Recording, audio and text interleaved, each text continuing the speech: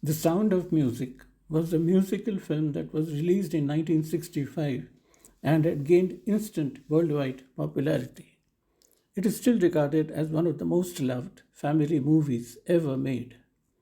The songs it had, like Maria, Do Re Mi, My Favorite Things, and Climb Every Mountain, had become global hits. The Sound of Music won 5 Academy Awards or Oscars for that year for categories like Best Picture, Direction, Editing, Sound, and Music Score. But ironically, Rodgers and Hammerstein did not get an Oscar for their music, nor did Julie Andrews and Christopher Plummer, who played the leading roles, get an award for acting. Christopher Plummer, who was then 34 years old, however, continued diligently with his acting career. He played a major role in the 2001 movie A Beautiful Mind. Finally, in 2012, when he was as old as 82, he won an Academy Award for Best Supporting Actor for a film named Beginners. The oldest female actor to win an award was Jessica Tandy for her role in the movie Driving Miss Daisy in 1990 when she was 80 years old. Outside the world of movies and glamour, the most coveted award in science, literature, and economics is the Nobel Prize. Quite a few people have received the Nobel Prize at an advanced age, often after decades of work. In 2007, Doris Lessing, known for her novels like The Golden Notebook, was awarded the Nobel Prize in Literature when she was 88.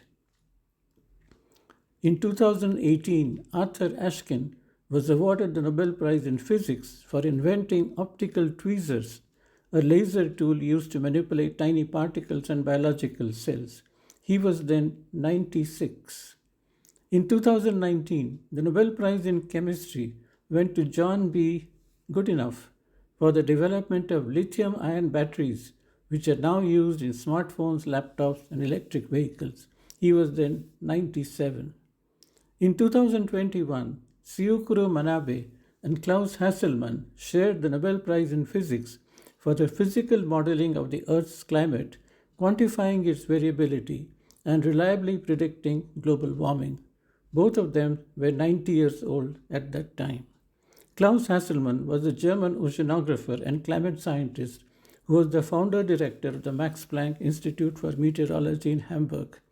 He had developed early coupled ocean atmosphere climate models and had explained how short term weather fluctuations influence long term climate change. Syukuro Manabe is a Japanese born American meteorologist and climatologist who began his work in the 1960s at NOAA's Geophysical Fluid Dynamics Laboratory in Princeton.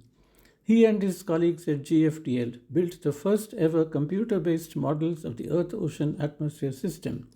His research established the physical basis for linking the increase in carbon dioxide emissions with global warming. Manabe joined Princeton University in 1968 and continues to be affiliated with it.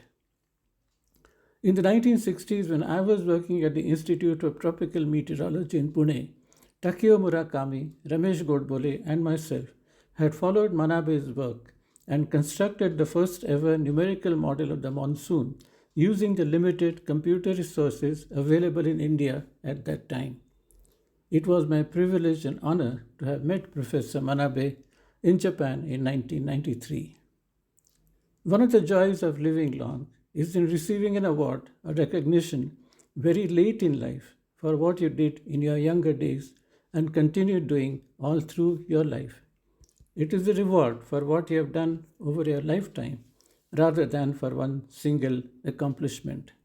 To quote Christopher Plummer, you are only as good as the next thing you do.